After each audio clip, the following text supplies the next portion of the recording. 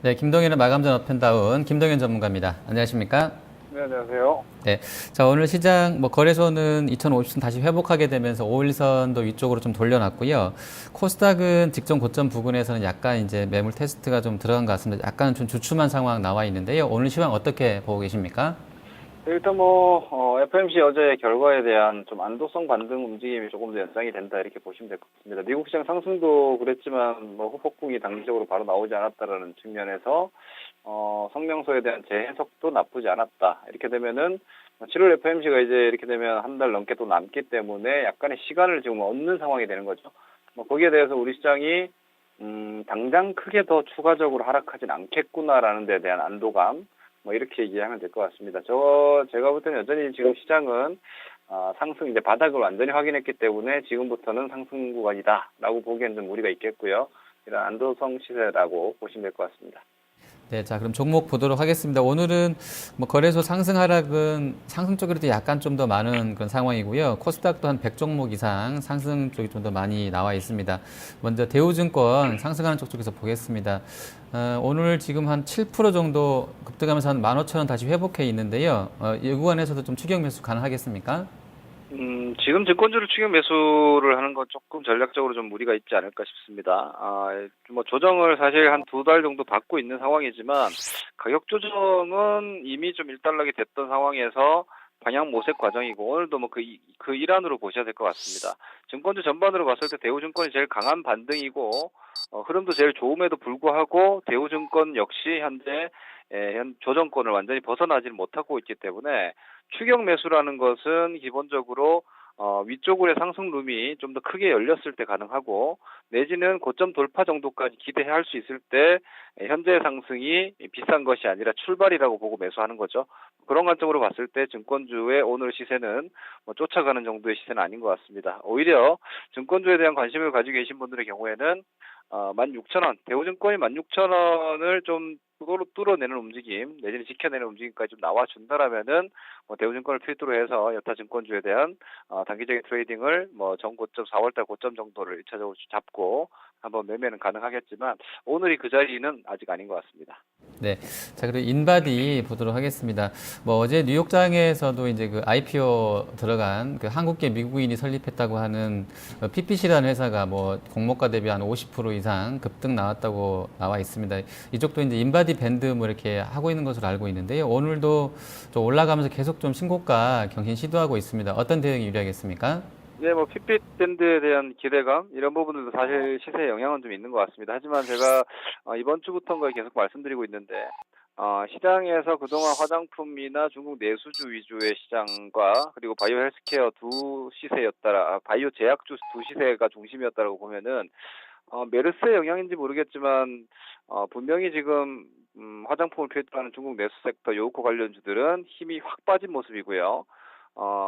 바이오 헬스케어 쪽은 오히려 바이오 제약사 위주의 움직임이 오히려 의료 장비라든지 전반적인 헬스케어 장비 쪽으로 좀 확산되는 모습을 보여주고 있기 때문에 인바디를 제가 상징적으로 좀 가지고 말씀을 드리지만 여타 헬스케어 관련주 쪽에서 치과용 장비 바텍이라든지 지금 조정이 좀 나오고 있더라도 오스템 임플란트 그리고 많은 어제 말씀드렸던 장비가 아니라 아미코젠이라든지 셀바이오텍 이런 쪽까지도 아직 시세가 그대로 살아 있는 모습이기 때문에 트레이딩 가능 종목군으로서의 역할을 여전히 유지하고 있기 때문에 매매를 진행하시는 분들은 지금은 이런 종목군들에 국한해서 이것을 여기서 추세적으로 더 고성장을 보신다거나 이것보다는 춤세 트레이딩 관점에서 대응을 하시면 될 것 같습니다.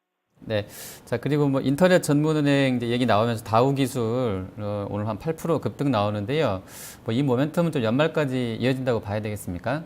네, 일단 저는 지금 현재로서는 어제 금융개혁위원회에서 일단 얘기가 나온 바로는 11월 경에 이제 신청을 받겠다. 그리고 설립 인터넷 전용은행을 두 개 정도 지금 설립을 하기로 얘기가 나와 있기 때문에 이건 어떻게 보면 그때까지는 최소한 살아있는 모멘텀이 될 수 있고요.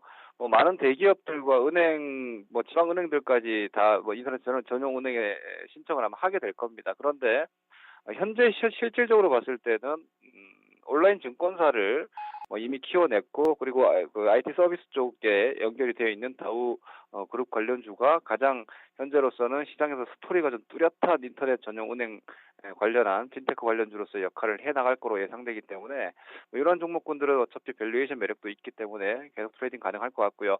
더불어서 이렇게 되면은 그 핀테크 관련한 결제주들도 사실 최근에 조정을 좀 깊게 받았던 상황인데 사실 이번 6월달 코스에서 저는 결제주들이 무너지는구나라고 봤는데 오히려 무너질 자리에서 강하게 지지를 해주면서 돌려주는 걸 보면 앞서 말씀드렸던 헬스케어 종목군들도 사실 한 6개월 쉬다가 장비주들이 다시 움직이는 모습이 나오고 있기 때문에 결제주들 또한 이번에 6월 하순 가는 코스에서 단기적으로 한번 좀 관심을 가져봐도 될 것 같습니다.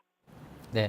자, 컴투스가 지금 뭐 내년도 지금 6월이니까 내년도 걸 좀 갖다 끌어다 쓴다고 하면 PER로 봤을 때 주가가 좀 많이 밀렸기 때문에 그런지 몰라도요. PER이 거의 뭐 11배 초입까지 지금 내려와 있습니다. 거의 뭐 지금 썬데이 토즈랑 유사한 수준까지 와 있는데요. 오늘 한 7% 올라갑니다. 컴투스는 뭐 어떤 저가 매력이 좀 부각되고 있다고 봐야 될까요? 네, 일단 그 주식을 볼 때 매수를 해서 이 주식이 과거 몇 개월, 수개월간 형성했던 고점을 넘어갈 수 있느냐, 즉 돌파형 종목이냐, 아니면 반등형 종목이냐를 좀 뚜렷하게 잡고 매매하실 필요가 있겠는데요. 컴투스 같은 경우는 제가 뭐 17만 원대라든지 이런 자리에서는 꺾이고 있다, 매도 관점이었지만 지금 현재로서는 오히려 12만 원대 하반 경직을 확보를 했고 이번 5월달 시장의 조정에서 조정을 피하지 못했습니다. 그러면서 오히려 코스피 연동형 시세가 나왔죠.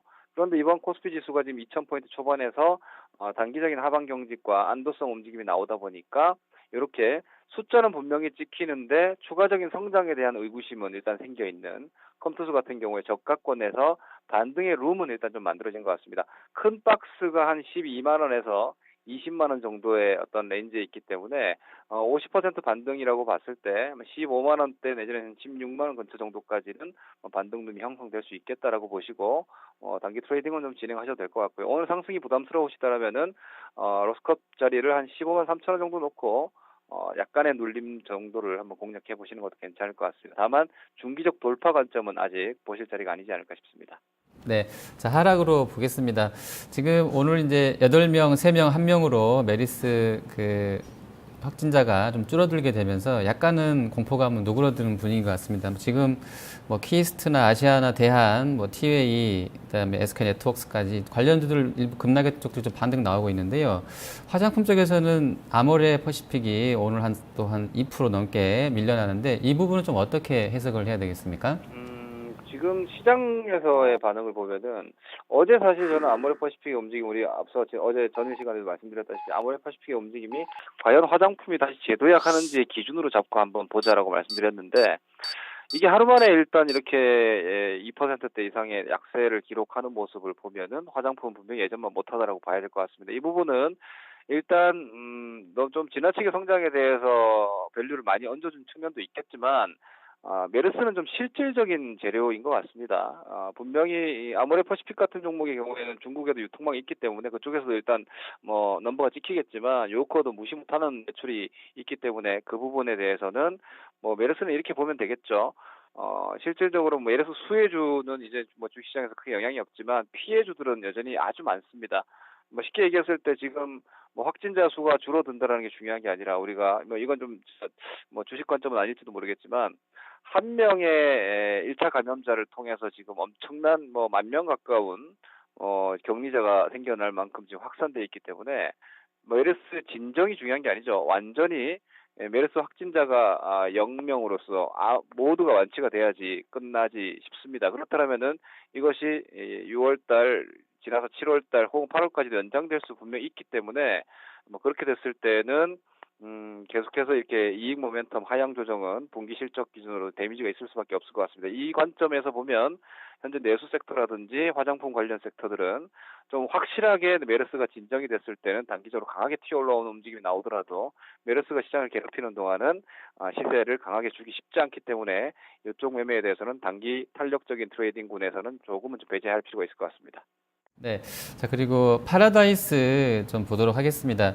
사실 뭐 이제 메르스에다가 뭐 중국 공안 얘기까지 나오게 되면서 오늘 한 12%까지 뭐 급락이 나와 있습니다.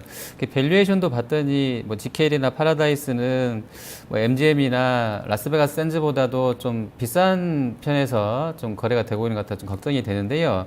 자, 지금 구간에서 파라다이스는 좀 어떤 대응으로 하는 게 낫겠습니까? 사실 홍콩 카지노 주구들이 많이 못 올라갔는데 이번에 3, 4월 달에, 4, 5월 달에 반등을 좀 강하게 했습니다. 그리고 지금, 중국에서, 카지노 관광도 뭐 조사를 하겠다 이런 내용도 나왔는데, 실제 메르스 영향도 상당히 있기 때문에, 밸류로 봤을 때는 저는 뭐 사실 한 2만 원대 초반이면 크게 부담은 없다고 봅니다. 장기적으로는 계속해서 중국인들 들어올 거기 때문에 다시 싸진다는 메리트는 있겠지만 아까 말씀드렸다시피 요코 관련주 내수 섹터는 당분간 재미없을 수밖에 없겠다. 그래서 뭐 굳이 급하게 단기 낙폭을 공략하실 필요는 없어 보입니다. 네, 알겠습니다. 자, 오늘 말씀 잘 들었습니다. 네, 고맙습니다. 네, 감사합니다. 자, 지금까지 김동현의 마감장 업앤다운 살펴봤습니다.